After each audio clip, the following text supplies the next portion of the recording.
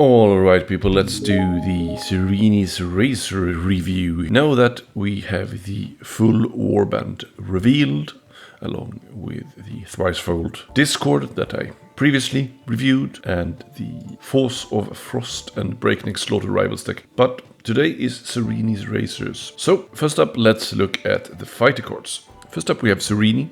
A level 2 wizard and leader, has the Idoneth keyword, is 4 move, 1 shield, 4 wounds, has the pelagic below magic attack 2 range, hits on 2 swirlies then, and does 2 damage, and inspires by it being your third power step in round 1, your second power step in round 2, or your first power step in round 3. So quite like a weird mechanic, right? But I mean, yeah. It follows some kind of logic, but it's kind of hard to remember the window, I guess. It's pretty easy to miss it. But yeah, it must be pretty hard to come up with new inspired mechanic for Warband. So yeah, I can understand why it's becoming a bit cringy. So apart from his standard magic attack, he also can do the Hammered Tide action, where you place the scatter token in this fighter's hex. You draw a straight line from the center of the token in the direction indicated by the hammer symbol. First time the line enters a hex occupied by an enemy fighter, deal 1 damage to that fighter and stagger that. That's pretty nice, so you could really mess up your opponents already in deployment basically and start pinging them straight away. I'm not sure how powerful it is, though it's just 1 damage. Do you want to waste that many activations just doing 1 damage? But it could be really a reliable damage in the right circumstance when you only really need to do 1 damage. So yeah, let's see how it fares. Inspired, he goes to 5 move, and his magic attack goes to channels. Pretty much everything is same apart from that. He uninspires at the end of each round. Yeah. And then we have Alathir, who is an Idoneth and a Thrall, 4 move, 1 shield, and 3 wounds.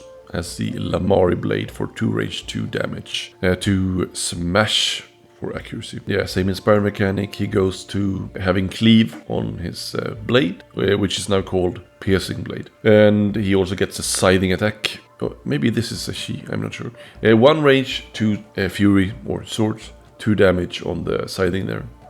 Not very reliable, probably not going to see much use though, unless you can get extra dice in. Inspired, he also gains the Unshakable, which means that rolls of dodges are successes in this fighter's defense roll, so pretty much like Amis and Rastus, in the Stormsize Cursebreakers band. So yep, fairly weak fighters, but reliable damage. And Ringlithe is very similar. Idoneth and the Thrall, and the same defensive stats and same attack profile in Uninspired. Inspired, he goes to 2 range, 3 swords, 2 damage with Grievous. So 3 swords can be better if you have assist. Without assist, it's slightly less reliable, but it's more likely to land the crit, obviously, with a Grievous. So it could be nice to have those 3 swords instead. Also has the Unshakable rolls of dodges or successes in this fighter's defense rolls, just like Alathir. And last up we have Zephanier, who is neither an Idoneth or a Thrall, but is a hunter, but is not a beast, but is flying. 5 move, 1 dodge for life, 1 range, 3 swords, 2 damage with the Rending Limbs. Inspires the same way and has the Face Ink reaction. After an attack action that targeted this fighter, stagger up to 1 visible enemy fighter within 2 hexes, and then place this fighter on a hex within 1 hex of no one's territory, and more than 1 hex from each enemy fighter. Yeah. Inspired, he goes to 2 dodge, and his attack gets an extra dice and also gains ensnare, so quite accurate there. So also quite then tanky with 2 dodge and 4 wounds. Fairly tanky at least. But overall they are pretty frail, I would argue. Not that hard to kill. 1 block is a really crappy defense characteristic in my opinion. Especially with the prevalence of cleave. So let's check the deck then, because judging them purely from their fighter cards is, yeah, without knowing the deck it's kind of redundant. So first up we have Crashing Crescendo. Scores immediately after your Warband's 3rd or subsequent charge super action in the same phase. We only have 4 fighters, so scoring this reliable will probably need us to have some free charge thing going on. Let's see. We don't actually, so I think that's a really weak card. I mean, it's okay in the first round, but later than that it's going to be really blocking your objective pile up. Lost Without Trace is next. Score this immediately after an enemy fighter is taken out of action in no one's territory or in your territory. It's fine, I guess. I mean, taking fighters out of action searches is pretty matchup dependent, and I would like to see some passive glory in here, but it doesn't ask a lot in terms of conditions, at least, and it's probably a very aggressive warband we're dealing with here. So it's okay. Rising Threat scores immediately after your warband's third or subsequent Hammer-Tide action and or cast spell in the same phase. So doing 3 Hammer-Tide actions does seem like a tall order, but also costing 3 spells. I mean, you can mix them, but we have 3 spells in the deck, and his attack is a spell. But it's also pretty frail, right? So it's okay, but it's really not more than that. And then we have Sensory Deprivation. Search Hybrid scores immediately after a power step if 3 or more surviving enemy fights each have 1 or more stagger tokens, or 3 or more enemy fights are out of action. So there's a lot of stuff here in the deck to make people staggered. The Hammer-Tide reaction does it. The Phase Sync reaction does it. There's no stagger on the attack actions, but there's a lot of stuff in both the deploy deck and in the objective deck to stagger stuff. So I think for 2 Glory Search, this is pretty decent, especially since we can mix having fights out of action and having them stagger. So I think that's pretty good. Snuff Out, score this immediately after your warband deals precisely enough damage to take a fighter out of action. And I think those cards generally are pretty decent, like a Measured Strike. Next up is Tsunami Strike. You need to kill someone in enemy territory. Or actually don't need to kill them with attack action, you just have to take them out. So Hammer-Tide works or pink cards work. So that's a good thing. You don't have to kill them with an attack action. And that's also the case for Snuff Out. You don't have to kill them with an attack action. That's also the case for Lost Without Trace. So I think then it's slightly stronger, but it's still a lot of cards that require kills. So, yeah, I think search-wise, so far, it's a lot worse than the Thricefold Discord gag. So, yeah, let's hope the rest of the deck makes up for it. But fairly weak searches is not a good sign here. Inexplicable Dread, first up in the end phases here. Scores in end phase if your warband holds 1 or more objectives, and 1 or more of those objectives is in no one's territory or enemy territory. So yeah, plays well into Fearsome Fortress. It's just 1 glory, but it's fairly doable. All of the fighters can hold objective, and we have 4 of them, so yeah, seems fine.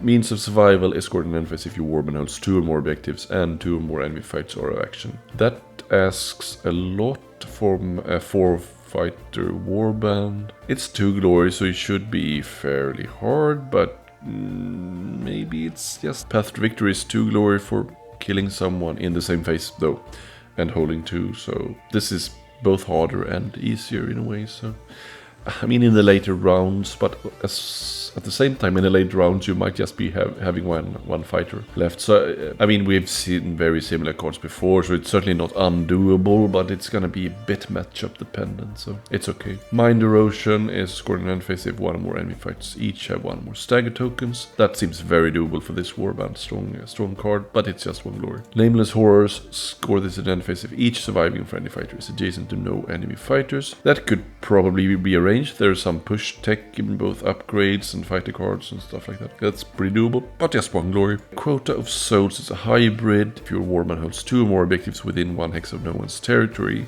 That's a little bit more specific, but you can also score it if 3 or more enemy fights are out of action, which is pretty doable in the later rounds, I guess. 3 though is, yeah. Also there, I mean, versus the opponents in this box, it's gonna be pretty hard. But versus some other warbands, might not be. Soul Harvesters, more enemy fights are out of action than friendly fights are out of action. Yeah, same there. Totally depends on what you're meeting. But it's okay, I guess. We've seen similar cards many times before. Gambits, then. Creeping Mist, play this after a friendly fight's attack action that takes an enemy fighter out of action, and that friendly fighter cannot be the target of an attack action. Attack actions, or be chosen as the target for Gambit until the start of your next activation. You win initiative and you do your last activation, charging dangerously with a fighter. That fighter can't be killed in the last opponent's activation, and if the opponent wins initiative for the next round, he can't kill them in the first activation in that round either. That's a pretty darn good card actually. Deep Sight rolls of double supports or successes in inspired friendly fighters defense rolls. I don't value this very highly. I mean, we only have 1 dice on most of the fighters, so 1 extra success. I mean, it's a very slight comfort for these low defense fighters. Don't value this card. Eerie Distortion. Choose an uninspired friendly fighter. Give the chosen fighter 1 guard token. So that could play into Fearsome Fortress as well, right? With Earthworks. But otherwise it's a pretty darn boring card. Lurking Presence. Push a friendly Zephanier, the octopus, then up to 2 hexes. Yeah, I mean, he's your most likely fighter to be alive, I guess. I mean, depending on your playstyle. You might play the leader very defensively because a lot of stuff is like kind of bound to him. So maybe this will be your tank up front, so he might take a lot of damage. But if he's alive, pushing him 2 is certainly very strong. Resurfing Memory. Choose an enemy fighter within 2 hexes of 1 or more uninspired friendly fighters. Stagger the chosen fighter. Choose an enemy fighter within 2 hexes of 1 or more uninspired friendly fighters. Stagger the chosen fighter. Yeah, it helps score us stuff with stagger, like sensory deprivation and mind erosion. Yeah, I think that's it. Spiteful Riptide. Inspired friendly fighters have the flying trait. After friendly fighters move action, stagger each enemy fighter whose hex that fighter moved through. This effect persists until the end of the round. Yeah, okay, so we could get some mileage out of the card. And it helps score those previous cards I mentioned and increases our accuracy. Touching Stream, +1 damage to range 1 and 2 attack actions made by uninspired friendly fighters. Persists until the end of the round or an uninspired friendly fighter makes 1 or more attack actions. Yeah, it's fine, I guess, but it doesn't stay for long. Countercurrent is a spell reaction. It's cast on 1 channel. Play this after an enemy fighter's move action. If cast, choose a friendly fighter not adjacent to that enemy fighter. A chosen fighter makes a move action that must end within 2 hexes of that enemy fighter. So it's a weaker counter charge basically, but in a way slightly more versatile, but it's a spell, so it might not go off and all that jazz, right? But it's a spell, so it helps score as a rising threat. But you need to cast it. Momentary Vortex is cast on a channel. It's not a reaction. It's a standard spell basically. If cast, choose a fighter and push each other fighter that's within 2 hexes of the chosen fighter 1 hex so that they are closer to that fighter in an order you choose. If a fighter cannot be pushed in that way, do not push that fighter. So it's basically exactly like Center of Attention, but on a spell. But Center of Attention is one of the most incredible cards in the game. So if you include Center of Attention and this card, that could be pretty nice. Steed of Tides is cast on 2 channels, so very unreliable. Choose a friendly fighter that's not adjacent to an enemy fighter and is within 2 hexes of the caster. Place the chosen fighter in an edge hex and give that fighter 1 move token. So you move one of your fighters and then it gets a move. Yeah, it could help save a fighter, I guess. Otherwise, I'm not sure how strong it is. There won't be objectives in an edge hex, so doesn't really help score us that. But it could help score us Nameless Horrors. Scores an emphasis if each surviving friendly fighter is adjacent to no enemy fighter. So yeah, that stuff is, yeah, it has some synergy there. So let's see the upgrades then. Great Wake, reaction after this fighter's move action. Push a friendly fighter within 3 hexes, 1 hex towards this fighter. Yeah, it could help set up support or actually help score us Nameless Horrors as well. Because even if we're pushing the fighter towards this fighter, it might push them away from an enemy fighter. So yeah, or push onto an objective to score that stuff as well. Incredible Dexterity, reaction after this fighter's activation. Give this fighter 1 guard token. Yeah, same there. It has some synergy with Earthworks. But otherwise, I don't think guard tokens for a 1 block Warband is amazing, but you could put it on the Octopus, I guess. Savage Ferocity is +1 dice to this fighter's range 1 and 2. And that's always extremely strong. It's not bound to either Idoneth or Thralls or anything. So you could put it on any fighter. That could potentially have the Octopus up to 5 swords. So that's very nice. A very strong card. Void Chill, -1 dice to minimum 1 from adjacent enemy fighters' attack actions. I'm not too keen on it being only adjacent, but you take what you get, right? Then we have 6 fighter restricted cards. First up is Channel Torment. It's bound to Idoneth, so yeah, basically everyone except the Big Squid.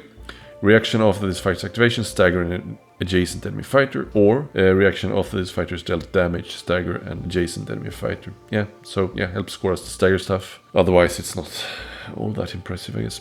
Then we have a card that's called Defensive Swarm, bound to the leader. After an enemy fights attack action that targets this fighter, if that fighter is within 3 hexes of this fighter, roll 3 attack dice. If you roll 1 or more swords or fury, deal 1 damage to the attacker and stagger the attacker. So it's not 1 damage for each fury you roll, but if you roll 1 or more, you get to do damage and stagger. It's fairly unreliable, really, but it could be decent, I guess.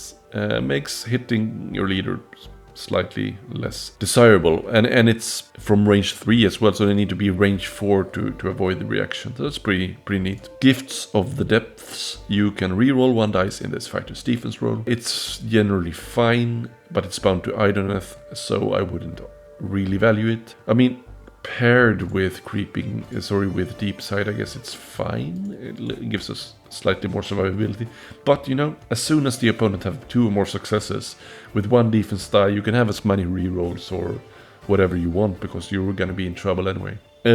Soul Scry Lantern is bound to Idoneth. If this fighter is on an objective token at the end of the 3rd action phase, gain 1 glory point. Pretty boring, right? It's also gonna be very, very telegraphed. So, yeah. Soul Siphon Mantle is for Thralls, so the 2 range 2 damage guys. +1 wound, it's fine, makes them slightly more survivable. Vortex Lance is a spell action bound to the leader. 3 range hits on swirlies and does 2 damage. It has the knockback 2 and stagger keyword. Okay, so that's it. I have to say, I might be totally in the wrong here, but I don't think they look overly strong. I think the Thricefold Discord is off the bat a much stronger warband, but all the pushes and stuff here, they might do wonders, I guess. I mean, the Thricefold Discord is also a very technical warband. This is probably more straightforward. I'm just not sure they are survivable enough to do hard aggro really well, and I think the objectives are lacking somewhat in punch, and I don't see the poison upgrades really bringing that up to par. So I guess they will have to be built in some way, shape or form to really perform well, because I think the rival deck here is slightly lacking, and especially versus the antagonists in the actual box, I think they definitely do lack some punch here. But let's see. The community might do wonders with them. I've been wrong before. I'm gladly wrong again. We have total glory of 16 here. We have 7 gambits and 3 spells. We have 4 non-bound upgrades and 6 bound. Some are not very bound. It's like bound to Idoneth and Thralls and stuff. So, yeah. I don't think we had anything bound to the squid, actually. Kind of would have liked to see, I guess. There is certainly some strong stuff here. Like Savage Ferocity with just +1 dice straight up for anyone is pretty decent. I mean, the -1 dice from adjacent attack actions is also pretty nice. What do we have more? Ploys, I think that Creeping Mist is really good. And Spiteful Riptide to stagger them before the attack, but possibly when you move through them is also pretty nice. I did really like that Momentary Vortex. I think the spells are actually quite fine, those 2, but it's just that we only have 1 caster and he's very killable. So they might be dead cards, unless you're playing into the Force of Frost to make another guy a wizard, which I haven't reviewed yet. Search-wise, it's good that it doesn't require attack action kills, at least. All those taking out of action cards, but they are going to be pretty matchup dependent here, the objectives, I think. So yeah, that's it for me today. Let me know what you think about the warband. So without further ado, take care. Bye. This is Mats again, chiming in to thank you for watching the video. Please don't forget to subscribe, like and comment, and to not miss out on future content, ring the bell as well. And if you really liked this video, feel free to click the thanks button just below this video. And if you want to support me even further, you can now become a channel member and claim the title of Critical Focus Fan. Until next time, take care, bye.